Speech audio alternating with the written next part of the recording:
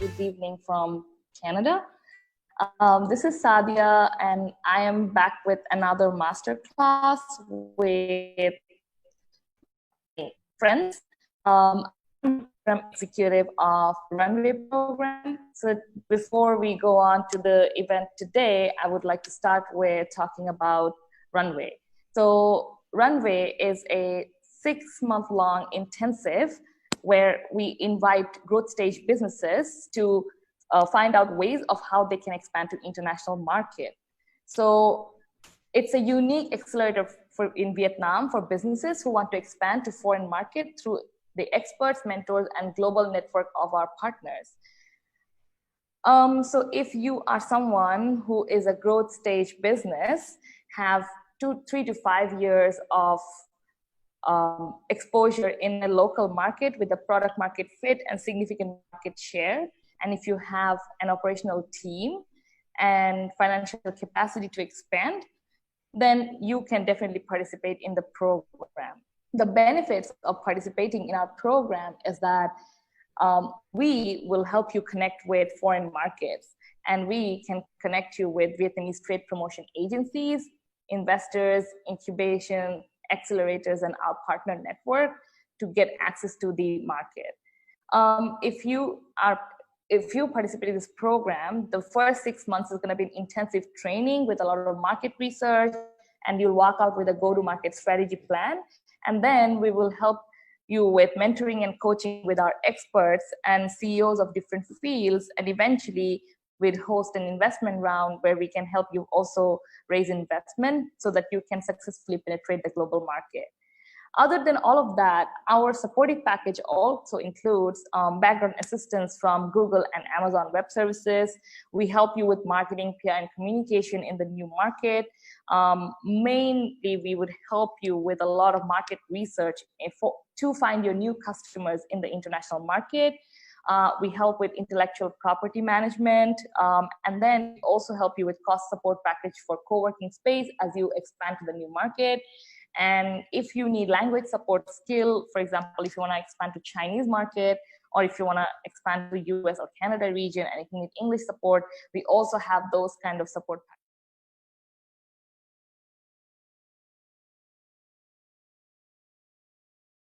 packages. Funding up to $10,000 right in the pitching round. So how do you apply for this program? So in this program, the first thing right now we are doing is now we have an open call for application, and we are accepting people to apply for the program. So at the end of this, I would share a link, or in our Facebook page, you can see that in the fan page, there is a link to register to the program. So you can start with the registration.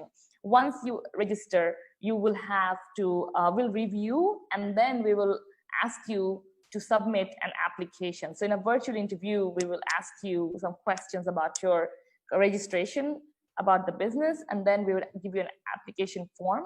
And then once you submit your application form, then we're going to review your documents, and eventually we'll have a final interview, and then we'll admit you to the program. So our program is sponsored and is by 90% by our partners. However, you will have to pay a small participation fee, which is obviously refundable if you do not get to penetrate to the international market. So we, RUNWAY, are part of the Foreign Trade University Incubation and Innovation Space. It's called FIS.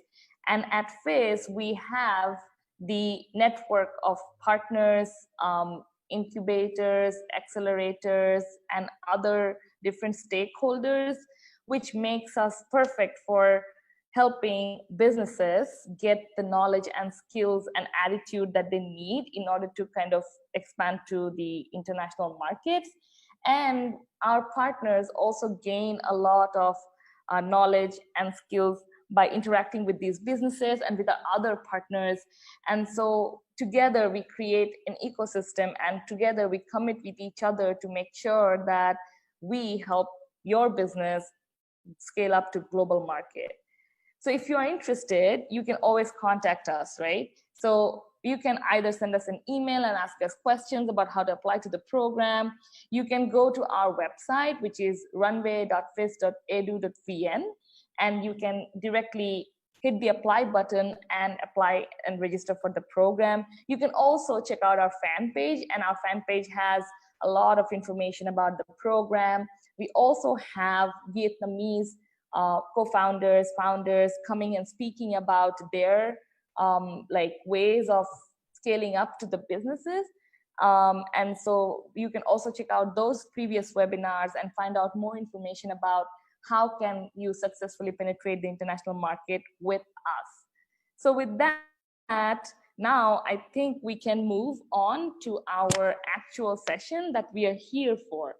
Because today we have a very interesting session coming up for you, which is not only helpful for you to scale up to global market, but also if you want to scale up locally as well, you can also do that. So for those who have joined us here today for the first time, this is the second masterclass of a two-part masterclass series with our main guest, Mr. Keith Ipple, co-founder and CEO of Spring Activator Canada. For the first-time listeners, Keith has over 20 years of leadership experience in technology and impact businesses, and has driven the growth of many companies and raised more than 30 million in investment and venture capital. With Keith, today we also have Nguyen Hoang Anh, Cassie Nguyen, who's the CEO, Chief Operating Officer at Abivin. She graduated from Southeastern Finland University of Applied Sciences, majoring in International Business Administration. Before working at Abivin, Ms. Hoang Anh had experience in business development for a B2B software company based in Silicon Valley, as well as having worked and experienced in more than 30 countries. So hello, Keith and Cassie, welcome to this masterclass, and thank you for making time for us. We're really delighted to have you with us today. Thanks a lot for having us. Yeah, it's great to be here again. Yeah. So now I would open the floor for both Kathy and Keith to kind of kick off this session today. Yeah, thank you. Cassie, it's fantastic to see you again. For everyone that's on this session, Cassie and I first met when Cassie was going through an accelerator program with Weiss, and so that's now a couple of years ago. Hard to believe. And we've been in touch since, and it's been amazing to watch the progress and momentum that you have been creating at AbbVie. So Cassie, thanks for joining us. Thanks everyone, and it's great to be here again and talking to Keith and Sadia today. Yeah, cool. So everyone, today what we want to do is we want to spend some time talking about expansion and growth, and in particular what we want to do is spend a little bit of time talking about expansion and exporting. And so we're going to spend a bit of time on that. And what does it mean to grow a business so that you actually start to sell outside of Vietnam? What are some of the opportunities and what are some of the challenges that exist there? And so, I think it's a great opportunity for us to spend some time in that topic and in that conversation. And so maybe as a starting point, what I'd love to do, Cassie, is just have you share with everybody what it is that you do. So what is AbbVie? And maybe give us a bit of a status update, like where you're currently selling your product in the marketplace, and then we'll go from there. Great. So hi everyone, I'm Cassie, COO and co-founder at AbbVie. AbbVie is building an AI-powered logistic optimization platform to help enterprises to save logistic costs, automate all the manual processes, as well as enhance the end-to-end supply chain visibility. So right now we work with clients in 5 main sectors of the supply chain, from the port to manufacturers, distributors, logistics service providers to retailers. And right now we have clients in 4 countries, including majority are in Vietnam and also in Singapore, Indonesia, and Myanmar. So that's where we are today. Yeah, that's outstanding. Congratulations on that growth. Yeah, really thanks, great. Kate. And some of you may also know Cassie and the AbbVie company, because Cassie actually in the past has won a few different pitch competitions in Vietnam, and has done an incredible job of telling the story of AbbVie. So I'm looking forward to sharing that more as we go through. And so if it's okay with everyone, what I'm going to do is, like we did last time, I'm going to share my screen. And in the screen, just to let everybody know, this is designed to be a guide. So the goal of this, the slides, is really just to trigger conversation with myself and Cassie. I know Sadia has some questions for us, but we're hoping that you bring your questions as well. So really looking forward to that. So without further ado, I am going to share my screen. Great. And so I'm going to very quickly give you guys some context. So Spring exists to change the world through entrepreneurship. We have worked in more than 40 communities around the world. We have supported more than 100 ecosystem partners, so incubators and accelerators. We have trained more than 800 entrepreneurs. We've supported more than 500 companies. So, our passion is supporting organizations, and we're really excited about the work that FIS is doing. I think the RUNWAY program is like a pioneering program in Vietnam, and I think has tremendous potential to really impact the growth of organizations. So excited to be here. Some of the cities and some of the communities that we've worked in. So definitely, if you guys have questions about the North American market or the European market, elsewhere, definitely don't hesitate to reach out. But let's talk about expansion. And so what I want to do is start with some of the basics. And so the important part is when you're thinking about expanding and growing your business. So now, like before we get into, say, country expansion, right? And so Cassie's been through this before. When you're ready for growth, often the first thing you have to do is just take a look at where the company exists right now. Like, what processes are in place? Are you ready for growth? You need to think about and be honest about the team. Like, where are the strengths? Where are the gaps? When you're ready for growth, you have to set clear goals and KPIs. You also, of course, have to ask the question, how will you fund it? And so, as you go through this list, we then talk about talent. And this is, of course, especially when we talk about things like access to talent. And then we think about some other context, whether it's locally or in other countries. And the important part as a leader is to stay involved. And so what I'm going to do is I'm actually going to kick things off, Cassie, with a question for you, which is, as you have started to grow the business now in 4 countries, how have you and your co-founder, how have you guys stayed involved in the business to know like what is working and what's not working and how to fix that? Okay, so the question is how to know that what is working and what is not working. So basically, as a software company, we are very data driven from day one. And also like, as we are growing the business, we measure everything for the sales and marketing. We have all the tools in place. I have the CRM set up and also measuring every single sales step that we have and trying to see like what goes wrong in the sales pipeline or what goes wrong in the sales cycle. So basically, we try to measure every single step in our process, especially for our company. We are a company who are doing enterprise software. So you can imagine the enterprise sales are very long cycle. So we try to lay out all the steps in the process and also like look at every single step where are the point that we might see that the problem is arising and trying to fix it. So that's how we have been doing in very short, but then like we can go very details. That is very long story. Yeah. Well, and I think like that's a great starting point, because what I like about what you just described is that you clearly have sales goals, and then you're measuring the sales funnel to see if you're actually being successful, because the more efficient your sales process, the better equipped you are for growth. And so I personally think that's such a great starting point, because it is important to realize that, of course, without revenue, there is no growth. And so we really need to make sure that we're very focused on that. In that process of sales growth, have you and your co-founder, have the two of you, do you control sales, or have you hired salespeople, and what has that experience been like?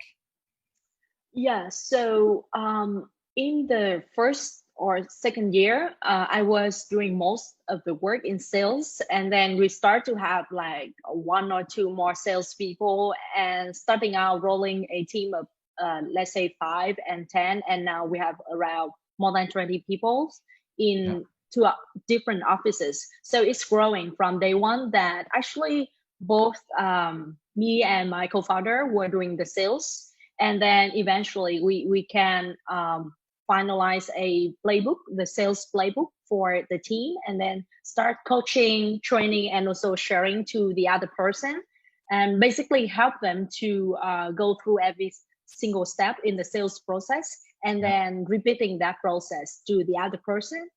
And also scale up the team by the more senior person teaching more junior one, and trying to sharing the knowledge and experience among the sales team as we go further.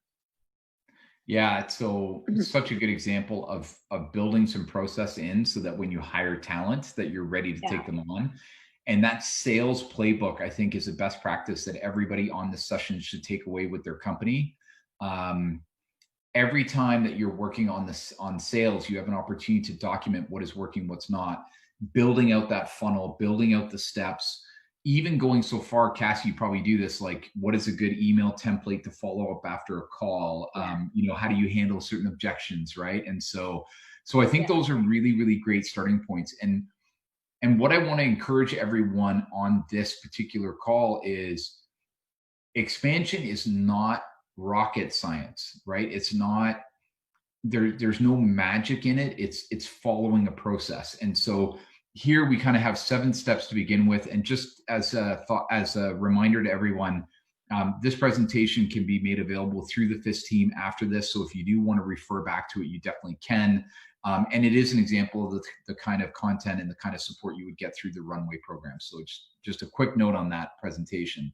Sadia, do you have a question now for Cassie, or do you want me to continue? Actually, I had a question which was kind of kind of to build up on the question that you asked, is that, so you talked about like how you did the things, right? So my question actually was about challenges. So when you were trying to scale up, like what were some of the biggest challenges that you were facing both locally and internationally? So that was like my question. Yeah, so the question is about the challenges that we have when we try to scale up internationally. So we do have a lot of challenges, especially from early days. However, I see that we are still lucky enough because our product from day one are ready to sell globally, because it's a cloud-based software as a service. So it's easy to scale out to other countries. However, given that there are still a lot of differences in different countries.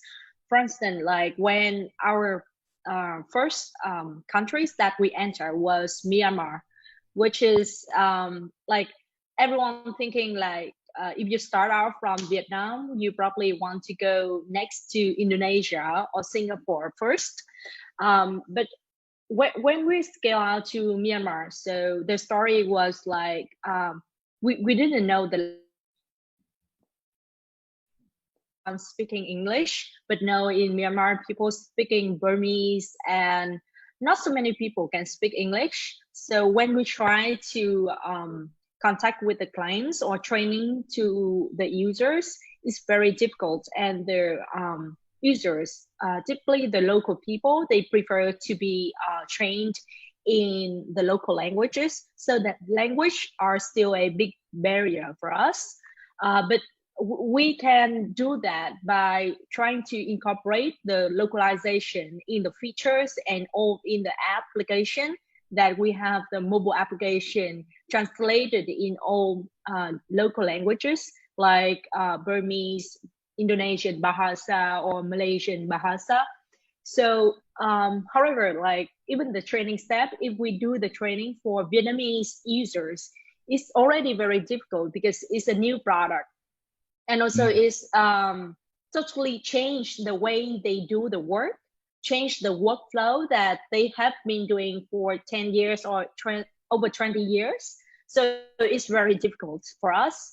And also given the infrastructure in different countries, as a software product, as we go to different countries, so internet infrastructure and also data provider are also very critical for us. So at that time, when we start to enter Myanmar, there wasn't so many internet provider as there are in Vietnam. But nowadays, like in Myanmar, there are more and more internet providers, and they are like they can even have better speed and better connection sometimes as comparing to Vietnam nowadays. But when we were first entering Myanmar, it was a difficult problem because we have to try to find the best provider for our users, even though we are just selling the software over there. So that was some of the infrastructure issues, the localization issues in those countries.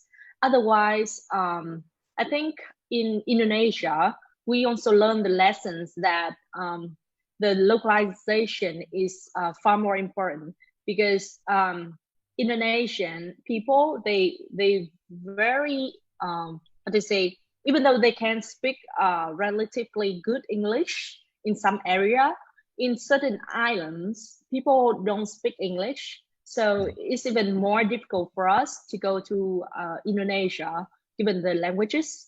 However, like the app, the application for the drivers, who the group of users who are not able to speak English are the one who used our mobile application for drivers. So we try to make the app super easy for them, so that they can see, recognize the buttons, and use the app like just in English, and then gradually localize it into Bahasa. So that's the way how we did it. And we realized that if we make our application super simple, and nowadays the adoption rate of the internet and also the application also help us to overcome that challenge, that help us to educate the users to use the mobile application. So it's isn't our challenges in entering other markets in Southeast Asia. So I want to touch on something, Cassie, that you just shared, because Sadia, that was such a great question. And you raised something I think so important for entrepreneurs to hear, which is first, every country is different. Every country has its unique, whether it's laws or language or, like Indonesia, how many islands make up Indonesia, right? Like it's such a unique country in that way. But the other thing, and I think this is so critical, is that you said, look, in Indonesia where they don't speak English, if we make the product easy to use and it fulfills a core value, they will use it anyway. And so there's tremendous power. And I want to make sure that everyone on this call hears that, which is your goal is to get to the core of what the need is for the user or the customer. And if you do that in a way that is simple and easy to use, that is universal language anywhere in the world. And one, like a similar but different example is Twitter.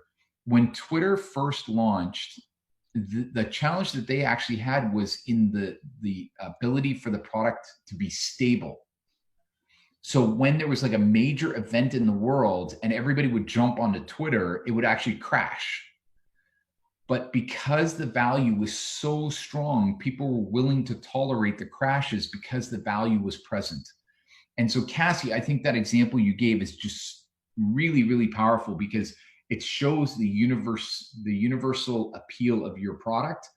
And that's whenever you enter a new country, you're like, how do I communicate my universal appeal? Right. And so really, really, really great example. And just while you were sharing, I wanted to switch my slide over because you were doing a really good job of describing some of the challenges, like what are the demographics? What's the market size? Is it worth my time? My question for you is, when you entered these other countries, how did you look at competition? And how did that make you either like adjust your strategy or stay the same? Okay, so very good question on the competition if when we entering the new country. So we typically see two types of competitors. The first one is the local vendors from those countries. And the second type are the international big players who typically coming from the West, like the developed countries like the US, European countries. So there are two types of competitors we usually see when we entering a new market. And we, of course, have to look at where they are at the moment. And also, like, given the market we are in at the moment, actually, the competition is something interesting and also helpful for us, as they also, like, we are in the same journey to educate those markets in Southeast Asia, because the adoption rate for logistic optimization software in enterprises here in Southeast Asia are still very low, like less than 10% in all of the Southeast Asian countries. So that's a good thing.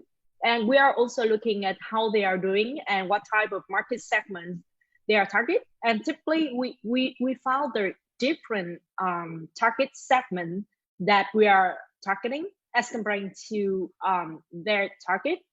And also we learn from the strengths and also improve on the weaknesses we can see from them. So that's how we are looking at when we entering a new market, that those type of competitors are the one that we typically look at. But for the local vendors, what I realized in Southeast Asia that there are still very, very few local vendors or domestic vendors who can have the capabilities to understand and provide the world-class software services. It's very difficult. And also, given like the success case in Southeast Asia is also another challenges for the global competitors who are coming from the West, because even though they have their technology, but they don't have their local expertise in the logistic area here. That Southeast Asia has the unique strengths that only appear in Southeast Asia. Like here we deliver with motorbikes and small trucks, small vans, but in European countries or in the US, it's very rarely that you can see a motorbikes delivery. So it's very unique and different market that I think, the competition landscape is very interesting and different in different area of the world. Mm-hmm. Yeah, fantastic sharing. Thank you for that. So when you were exploring the market and you were talking about competition, how much did you spend time talking to potential customers to see how they might describe the problem differently or how they might describe the solution differently? So how much would you do that kind of homework in advance of entering a market? So how much is a very difficult question. Okay, I wasn't measuring it, like how much I was doing it. Yeah. So it's a good question. Now I have to reflect. But our story is like we're very lucky that we have a couple of multinational companies who are our clients. So after we successfully deploy for them in Vietnam, they introduce us to their counterparts in other countries in Southeast Asia that they realized, and like we talk with them through the whole process, and we are like from the beginning of the day that we think that we build a product for the global market, especially targeting Southeast Asia, where we have the core strengths. So when they give us the opportunities to talk to their counterparts in the other country, we did a lot of research on the countries and trying to test out our product online, trying to like just hire a few users or some tester over there to joining and testing our products before actually launching in those countries. And of course, we have to fly over there, trying to talk to our clients, potential clients and users, and also observe all the activities. And also I myself love traveling around. So we travel to those cities to experience and also like talking to the businesses to realize that, okay, so we can see a universal problems here in transportation management that might be applicable across not only Southeast Asian country, but for now I just focus on Southeast Asian. So we start from there and we keep the conversation going on, even though after we flying back to Vietnam and then do some simulation with them. Basically proof with the simulation to show them that the product can actually works in those countries is very important for us. So so I'm not sure how to measure it. Is it like how much we have been doing with? It's a good question. I think the number does not matter. What you shared, I think two critical pieces that I took away from it. One was that you started at the very beginning thinking about building a global product. That instead of just saying, hey, what do we need in Hanoi or what do we need in Ho Chi Minh, didn't do that. You're just like, how do we create global value? And that really is the basis for any company, I think, that wants to expand globally. And then the second one is that you talked to the customer and you did two things that you described. One is you found test users. And then the second one is you would actually fly there and talk to customers.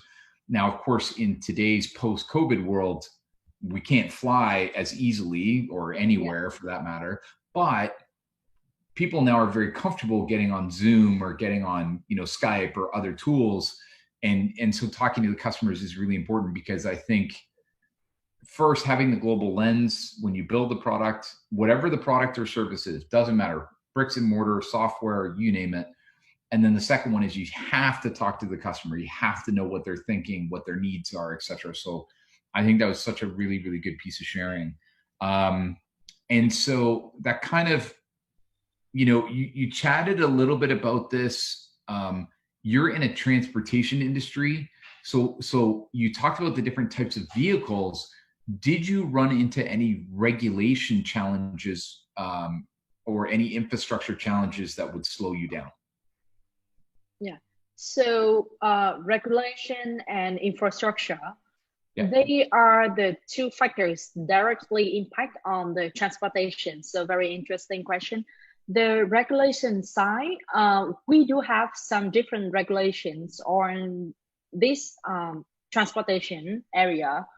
However, like it's not how to say directly impact to our business, but it's one of the input into our system that, right. For instance, like when we enter Indonesian market, there's regulations for odd and even license plate number for certain days of the month, that only for instance, during the odd days, only odd license plate vehicles are allowed to go to certain areas. So those are the type of regulations that we have to learn and input into our system over the time and through our conversation with the clients. And also that's something we learn through the test, the simulation phase with the clients. So this is one of the example why I mentioned that regulation is one of the input into our system for making the transportation plan and also other logistic optimization plan.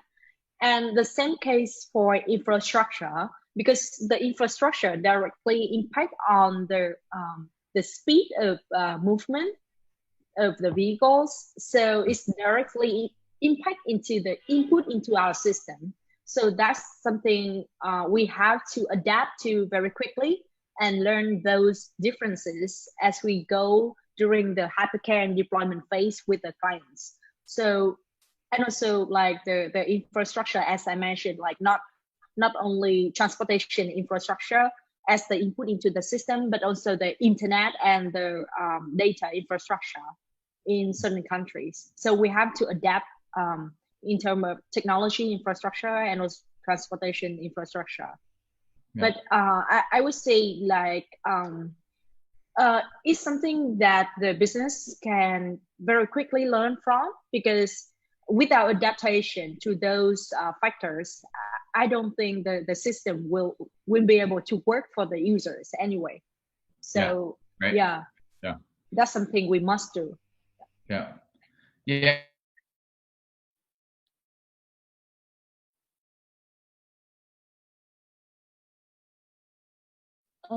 I think Keith got disconnected from the call. Oh, I thought it was me. Okay. Let's wait for him for a while. Yes.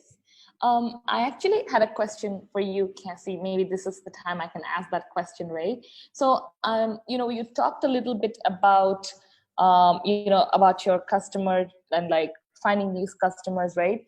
But and like the fact is that you also talked about like building a global product from the get-go. My question to you actually is that how did you know that your product or service has a demand in international market? And how did you actually find your first customer in the new market? So that's like my question.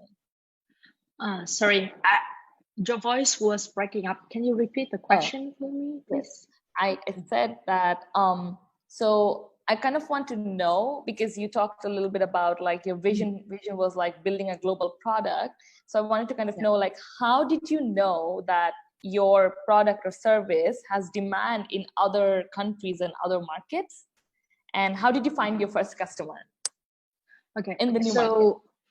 Okay, so two questions. How do I know that we have the demands in other countries? And the second question was, how do I find the first international clients? Yeah. Okay. Yeah. So how do we know about the demand? So from the get-go, we build the product. It just happens for us to be in Vietnam, but we do have a vision for a global company that we want to build the product for the whole Southeast Asia.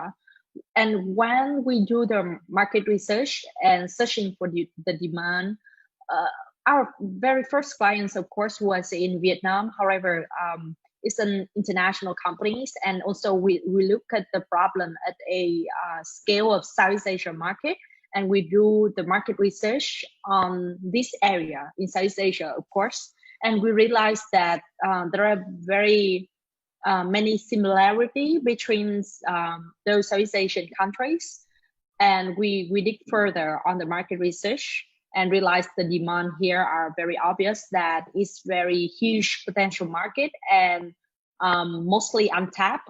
That's why we very confident that it's a good market for us to grow for a long run.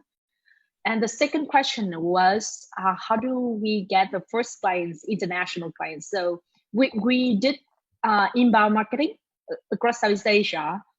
And our first clients was coming in from inbound marketing channel. So yeah, that's originally how we get our first clients.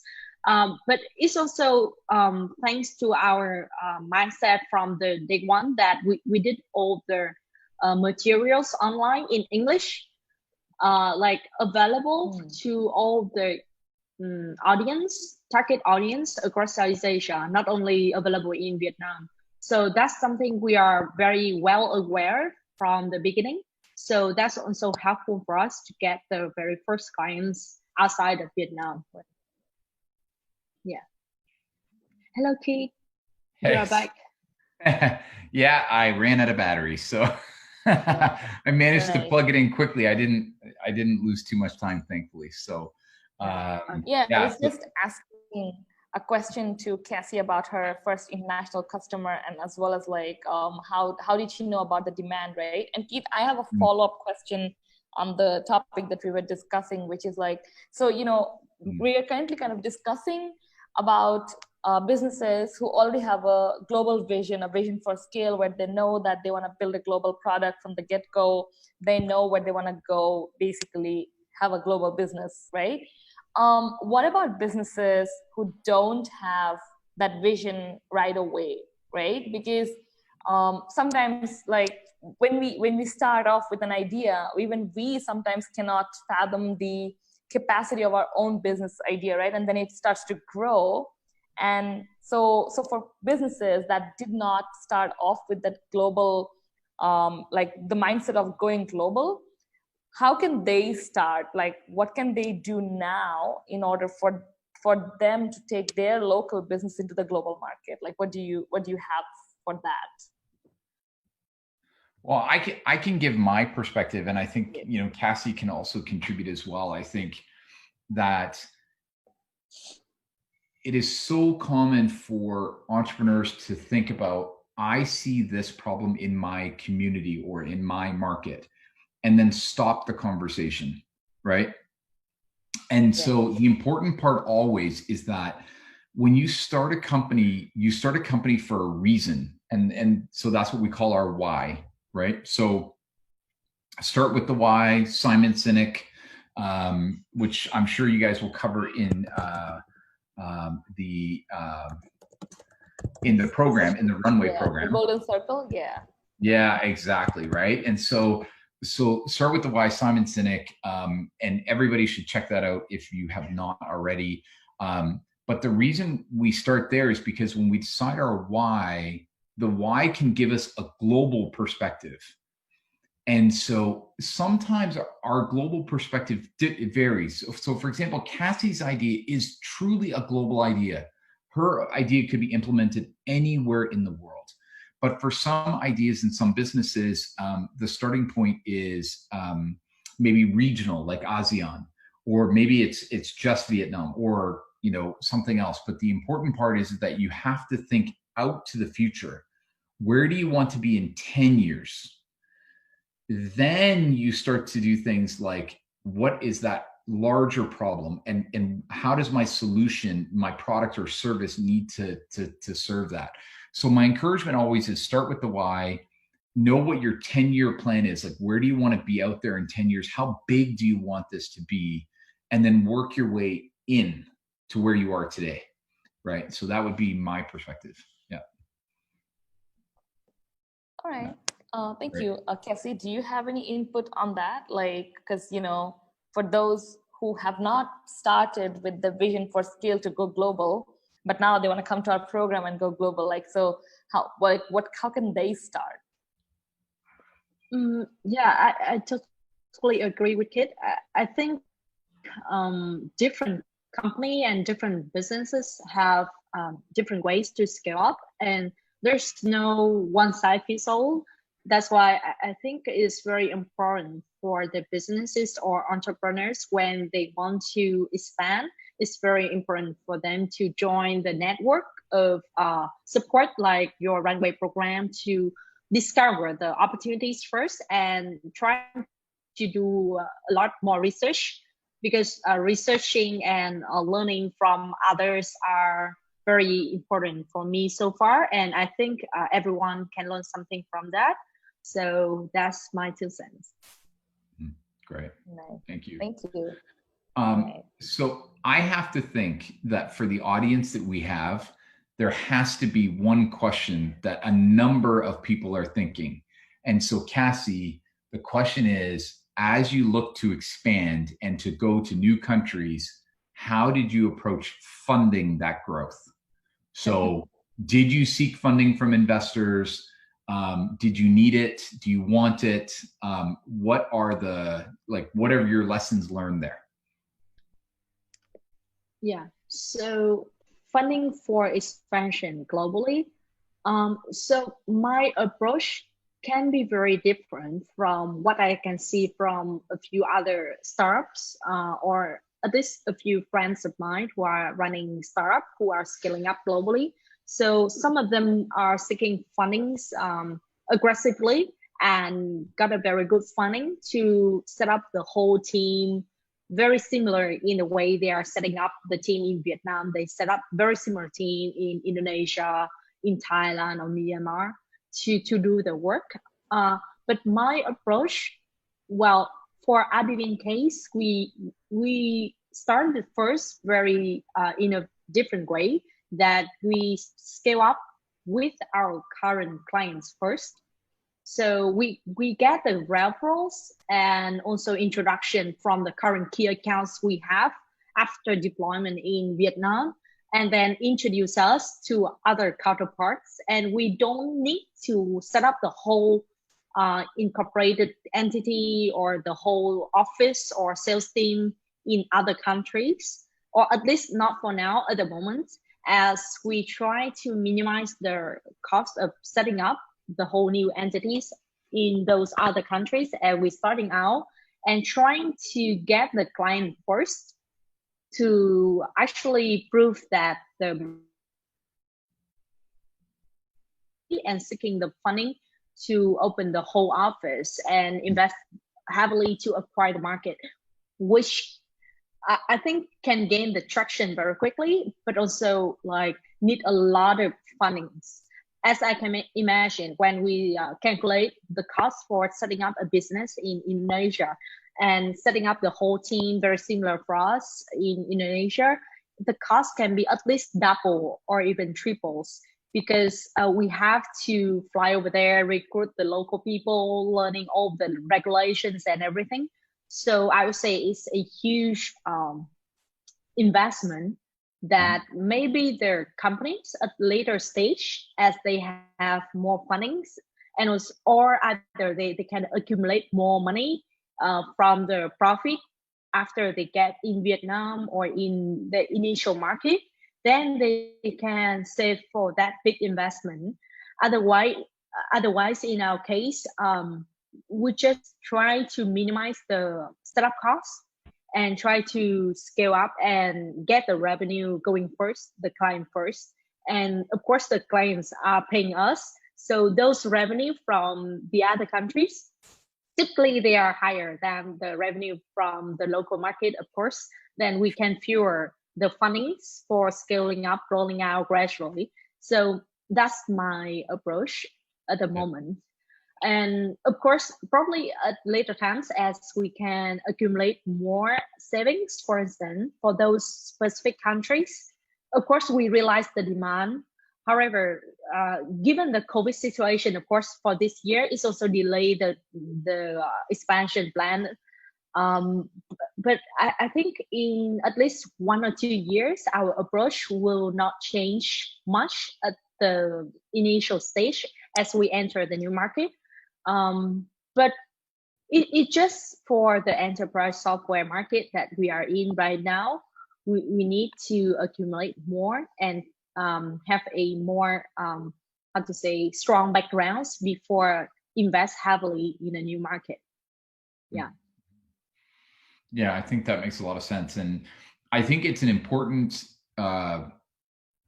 reminder, I think, for everyone who's on this session that in order to grow your business and expand, you actually do have a choice, right? You can grow through revenue, you can grow through different types of funding, but you don't only have to go for investors, right? Like there's choice out there. And I think that's really important for people to take away.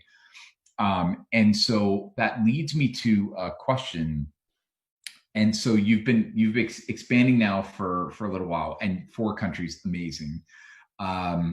You look back on the last couple of years, and if you could speak to yourself 2 years ago, what would you tell yourself to do? Like what would you suggest that people do or don't do before they start on expansion? Okay, great questions for reflection again. So what I would tell my 2 years ago self, that I probably put more effort on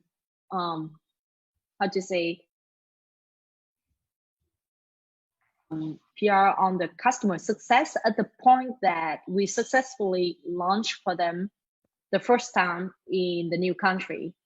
So we didn't do enough on that we something. Yeah, I think that's something we can leverage if we did more and push more focus on that, so we can get more referrals more quickly early on in those countries. So that would be something helpful from myself if I go back 2 years ago.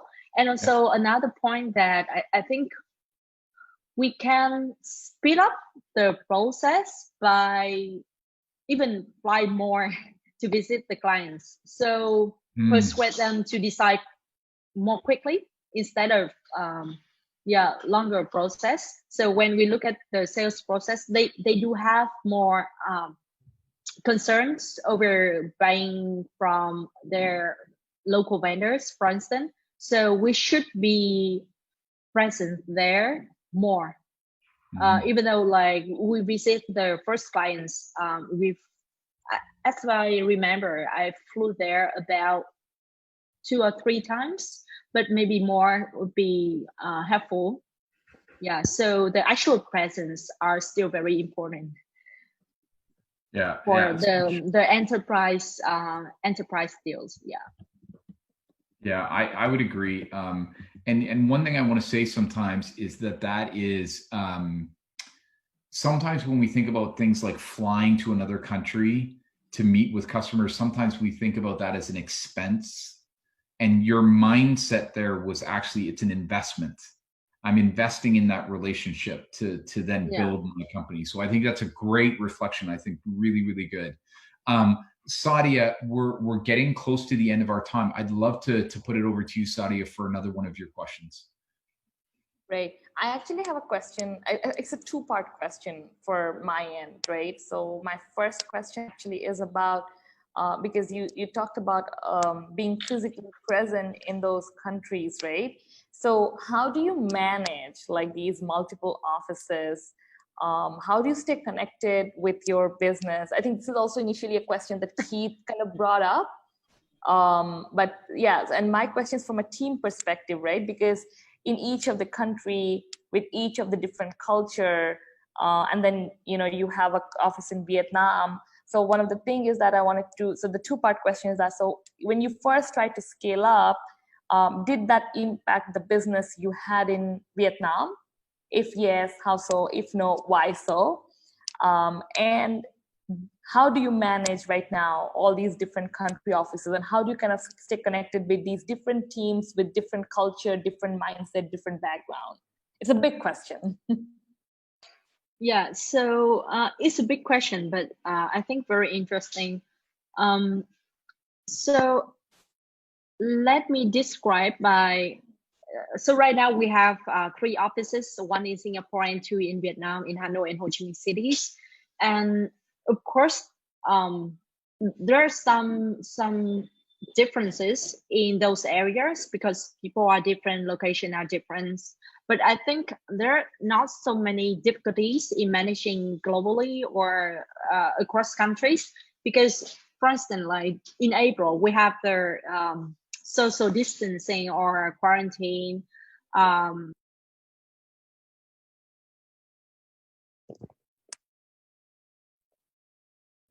Cassie, you just accidentally went on mute.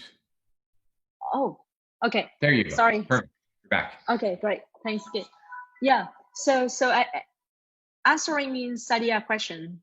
I think I need to speak again. Yeah. So managing the team in different locations, of course, has different factors that affecting the team collaborations.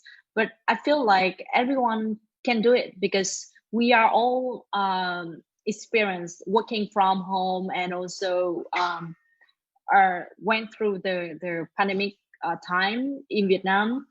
Even though in Vietnam we are all back to normal right now, but I think through the work from home period, you can experience that everyone can actually collaborate online. Especially we use a lot of tools and software instantly. So we have them to manage and get all the works going through the software tools, the software management tools, for instance, like for task management, for sales management, or even for product development. We all have different tools. Like internally, we have a lot of tools, like probably over 30 different softwares internally just to manage our workflows. So the key is to get the information flow going on and everyone get the information precisely.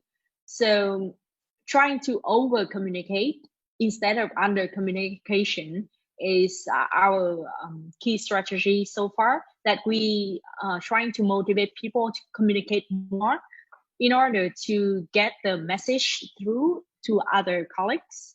So that's the key thing. Other than that, I think working with a team in Ho Chi Minh City are very similar to working with a team here in Hanoi during their work from home time. So you can see there is no much difference. The key difference is only due to the culture, the local culture in different cities. People might experience different working style or different environment, or even the weather, the climate. We all share to each other, so we celebrate the diversity within the team. For instance, like in the north, we also share with the team in the south that, okay, today we have the big storm, so everyone are like running around and trying to get home earlier, so we might get some delay in response to you. So that's actually something fun to share with the team. And get back to the key point that we value a lot is the over communication, so we can get the clarity in the messages we are trying to deliver. Does that answer your question, Sadia? Yeah, I think I'm just going to make a quick observation, and then Sadia, over to you to close. That observation is, you're growing a business and you have people in different cities, over communicate, right? Like the bigger the team, the more kind of multi-location you are, the more you communicate. And like you say, big things, small things, right? Big new client wins, changes in the weather. But that's a really important way to build the culture and to and to make sure that everyone knows what's happening, everybody's on the same page. So I thought that was great. So Sadia, over to you to close. Great. Thank you, Keith. So yeah, we are almost towards the end of our webinar today. I think this was a really interesting masterclass that we had today, because we actually have examples of Vietnamese businesses successfully scaling up to 2 different markets. Because with Chami, we saw how she kind of scaled up her physical products and services to the North America and Canada. Whereas with Cassie, we're seeing how she's successfully running business across the Southeast Asia region. So I think it's a really interesting mix that we had in this masterclass with you, Keith. It was really interesting